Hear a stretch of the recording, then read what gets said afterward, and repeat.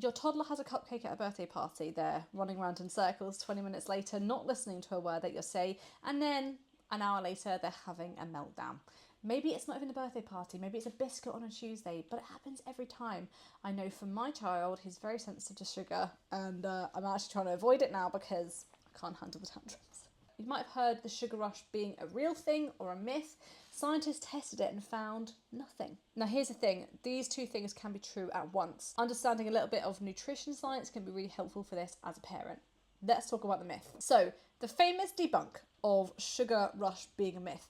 In 1995, there was a meta-analysis in the Journal of American Medical Association looking at 23 controlled trials on sugar and children's behaviour. Basically, they found that the sugar didn't actually have an impact on the children's behaviour.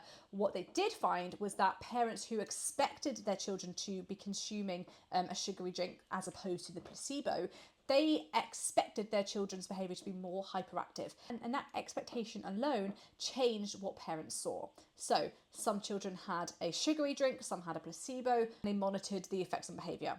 So the classic sugar makes children hyper claim, the idea that sugar directly stimulates the nervous system and sends their kids bouncing off the wall, that isn't actually well supported by any evidence compared to placebo. But here's what those studies were actually testing for. They were measuring behaviour across a whole day of normal eating, but what they were not testing was what happens to that child and their blood sugar levels 30 minutes after eating the cupcake on an empty stomach. Those are two completely different scenarios. So I want to talk about that because I notice that my child does go crazy after eating a cupcake, despite research telling me that it doesn't happen. Doesn't add up to me. I want to look into this. So, there's Luke. When your child eats refined sugar with no fibre, no fat, no protein, like a cupcake or some biscuits, the sugar hits the bloodstream very, very quickly. The pancreas responds by releasing insulin that brings the glucose level back down. Just so you know, I'm not a medical professional, so don't take me as a guru. I've just been doing some research about this because this is my everyday. In young children, that response can be very fast, very sharp. Glucose rises and then dips, and that dip is when things can get a bit interesting.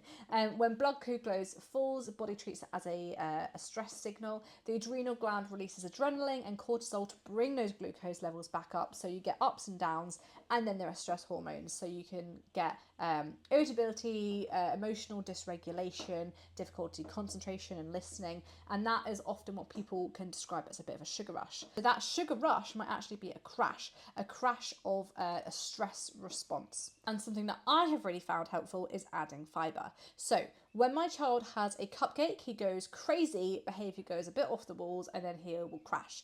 If he has dates, which might even have the same amount of sugar per gram, because dates have loads of sugar in, but they've got loads of fibre in, he goes nowhere near as crazy. I don't see that change in behaviour. Well, the difference is because there's a fibre matrix going on here.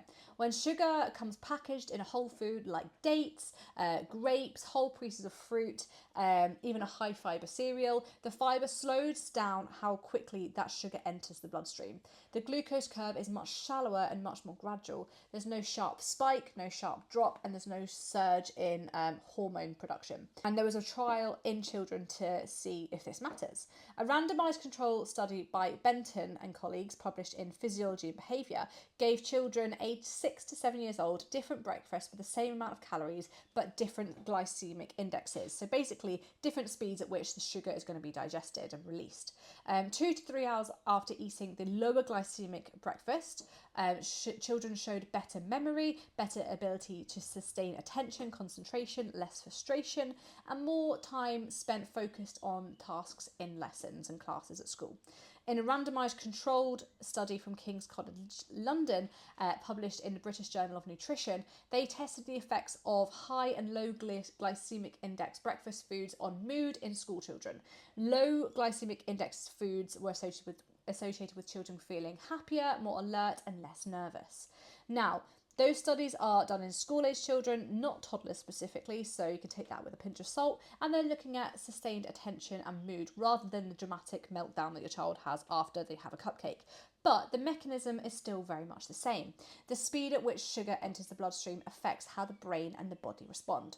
So, What is the scale of the problem? This is where a researcher called Conway came in. So if the type of sugar and fibre that comes with it matters, how are UK toddlers actually eating? What can we take away as a parent? Well, in 2024, University College London published in the European Journal of Nutrition tracked over 2,500 toddlers from a UK Gemini twin cohort and looked at this. Using detailed food diaries and a classification system called NOVA, they found that nearly half, 47% of UK toddlers' calories came from ultra-processed foods. And by age 7, that figure had risen to 59% of the calories a child gets at 7 years old coming from ultra-processed foods. The higher a child's ultra-processed food intake, the higher their sugar intake as well. Toddlers in the top fifth of ultra-processed food consumption were getting 13% of their calories from free sugar, refined sugar, which is double the maximum sort of suggestion of 5%. Now this matters and connects to what I was just talking about, because the top sources of ultra-processed foods in toddlerhood weren't crisps and sweets, they were flavoured yogurts, packaged breakfast cereals, breads, things that are marketed as healthy, things that are marketed for kids, like Gruffalo biscuits and stuff that you're thinking maybe they're healthy. They actually deliver sugar in refined low fibre forms. So a flavoured toddler yogurt, for instance, you might think that could be healthy, or a bowl full of sweetened breakfast cereal with a fruit pouch added for a little bit of extra health. Well, those foods are actually very low in natural fibre. The fibre is stripped out or wasn't there to begin with, and all they get is the direct hit of sugar to the bloodstream. But you're thinking as a mum that is healthy. Well, this study found that toddlers in the highest ultra-processed food group at 21 months old were 9 times more likely to still be in the highest intake group of ultra-processed foods at 7 years old. So the patterns that your toddlers are getting into in toddlerhood, that follows with them definitely into older childhood and probably the rest of their lives. So here is the picture that science is painting. The classic sugar rush, that sugar directly wires our children up, that isn't really supported. But the sugar crash driven by a rapid glucose spike and then a spike in cortisol and adrenaline as a response to that drop, that mechanism is biologically real, and that's most likely what's happening when your child is eating a cupcake without any fibre, ultra-processed foods.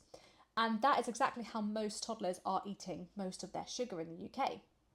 So when you see that your child goes crazy after eating a cupcake, like mine, but they're fine when they eat some dates or some fruit, that what you're noticing are real physiological differences of when your child has high fibre and high sugar versus low fibre and high sugar. The practical message here isn't about demonising or banning sugar, but we should maybe be thinking about what other foods can we be providing to our children that kind of give them a better, more well-rounded intake of diet and less ultra-processed foods. So what can we do about it? You could be swapping out like flavoured toddler yogurt for plain yogurt, adding fruit in instead, porridge instead of cereals, fruit instead of fruit pouches. But what we should maybe think about is how can we make small swaps or make things just a little bit healthier, a little bit more balanced so that our children don't go off the walls. Because trust me, I'm not going to be stopping giving out cupcakes when it's a birthday party, but I am going to be cautious when I'm thinking, should he have a biscuit at 10 a.m? Maybe I can offer him a banana at the same time. So I know that he's not going to go completely spiking and dipping. It might be a little bit more stable. Because trust me, I don't need a crazy 2-year-old when it is nap time. He won't nap. If you found this video helpful, please do like and subscribe, comment below. Do you find your child goes a bit crazy if you give them certain foods? As I said, this video is not to demonise any food groups, but it is thinking of what small swaps can we do to give our children a more balanced diet, and just to be aware of the types of food and ultra-processed foods that we are giving them. Ultra-processed foods are not bad in themselves. Trust me, I'm sat here eating some Crispies, but when you think about your children, what you do give them does have a direct impact on their mood and their behaviour. So we should be thinking about that as parents. I hope you like this video. Please do hit like and subscribe. I'm doing a series where I try and sum up one or a few academic or research-based papers to try and give us some evidence-based parenting tips and takeaways together so we can be better parents together. I hope you like this. Please do hit subscribe, and I'll see you for another one. Bye bye.